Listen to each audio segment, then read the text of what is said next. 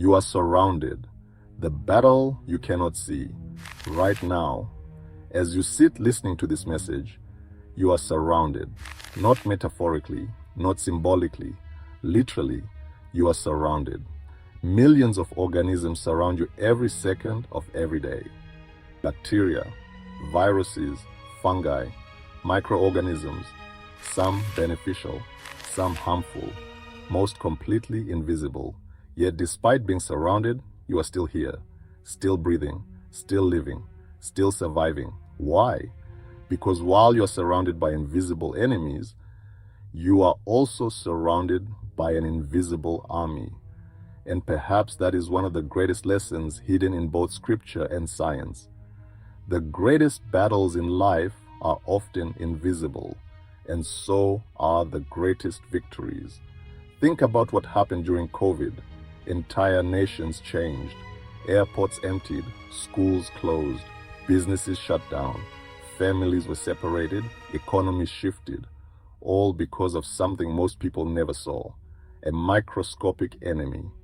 The enemy was invisible, the consequences were visible. And isn't that true of so much in life? Fear is invisible, faith is invisible, bitterness is invisible, hope is invisible, belief is invisible. Yet invisible things often create visible results. At this very moment, your body is engaged in a war. Not tomorrow, not next week. Right now, white blood cells are patrolling. Macrophages are identifying threats. Antibodies are circulating. T cells are coordinating defense. Natural killer cells are eliminating damaged cells. Chemical messengers are communicating information. An entire military operation is taking place beneath your skin. And most people never think about it. They wake up, go to work, eat lunch, watch television, go to sleep, completely unaware that an invisible army has been protecting them all day. Think about that. You have never seen a white blood cell. Most people could not identify one under a microscope, yet they trust it with their lives every day. The army exists whether they see it or not. The protection exists whether they understand it or not. The battle exists whether they feel it or not. Now, here is something fascinating. Not all bacteria are bad.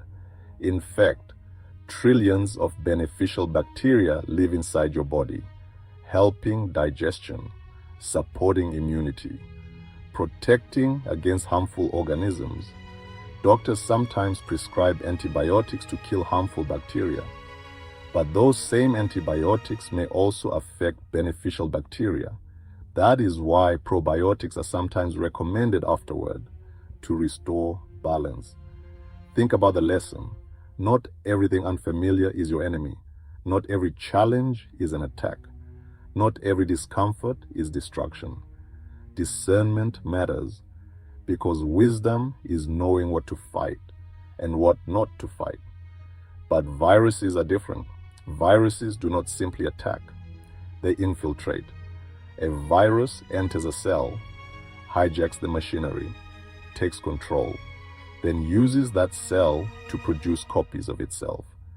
The infected cell begins serving something it was never designed to serve. Think about that. The cell becomes a factory for the invader. Fear works exactly like that. A thought enters, then multiplies. Doubt enters, then multiplies. Bitterness enters, then multiplies. One fearful thought becomes 10. 10 become 100. A single lie becomes a belief. A belief becomes an identity.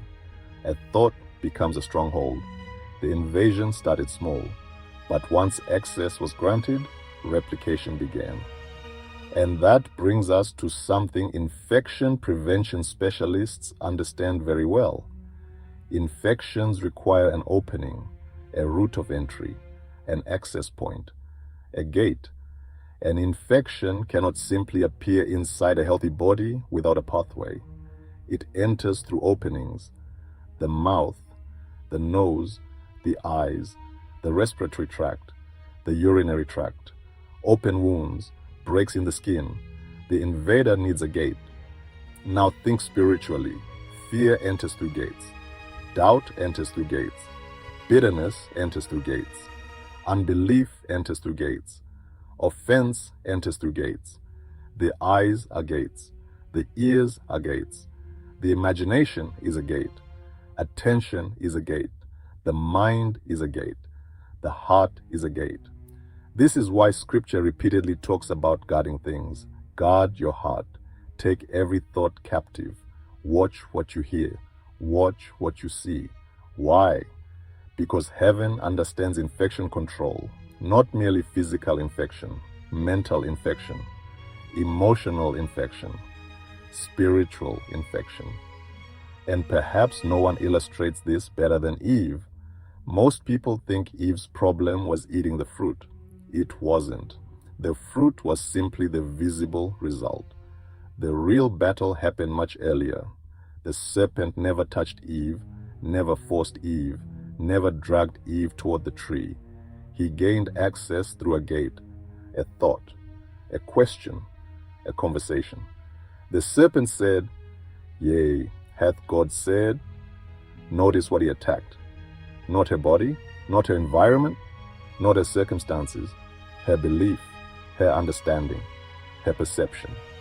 The gate opened, the thought entered, the thought remained. The thought became consideration.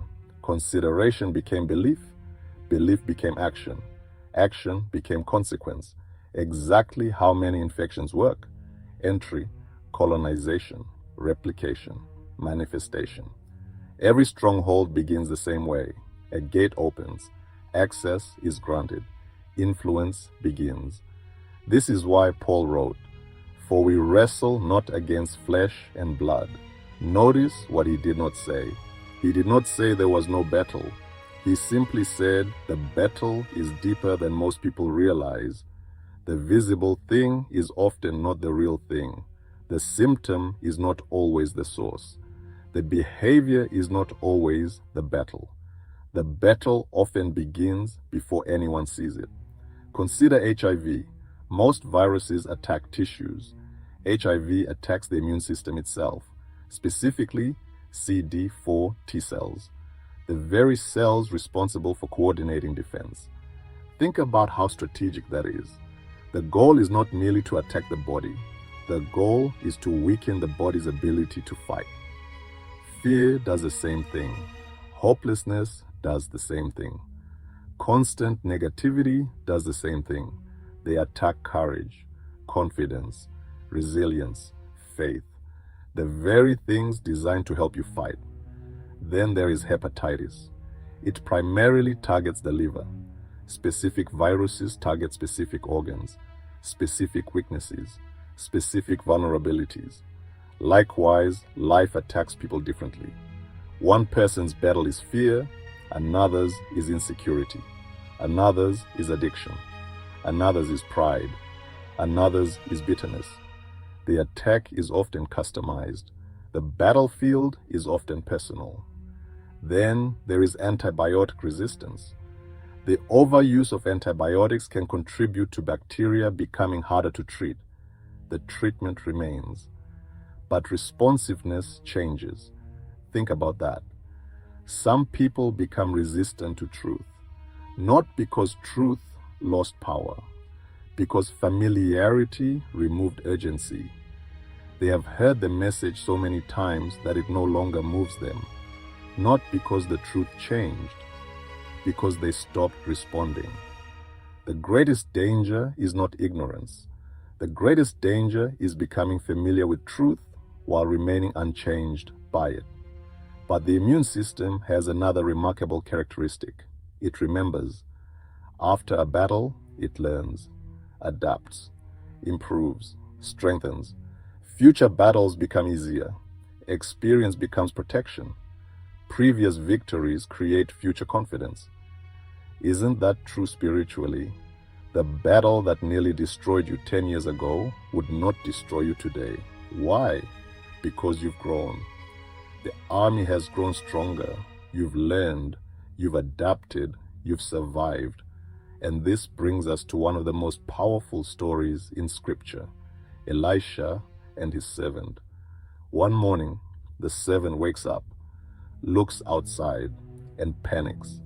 The city is surrounded, horses, chariots, soldiers, an enemy army everywhere.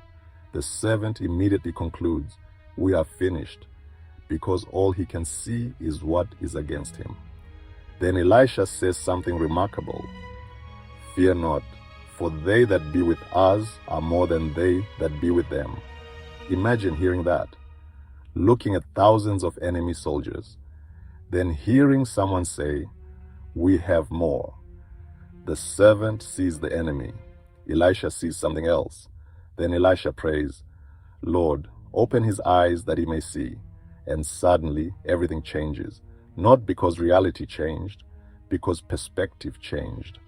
The servant sees horses of fire, chariots of fire, an invisible army, a heavenly host. The enemy was real, but the greater army was also real. The servant simply could not see it. Notice the contrast. Eve opened a gate and saw the serpent's version of reality. Elisha's servant opened a gate and saw heaven's version of reality. One gate produced fear, the other produced faith. One produced deception, the other produced confidence, because every gate lets something in. The question is, what are you allowing through yours? The servant saw the enemy. Elisha saw the army. The patient sees symptoms. The physician sees the immune response. You see the obstacle. God sees the resources already moving toward the solution. You see what is against you. God sees what is with you.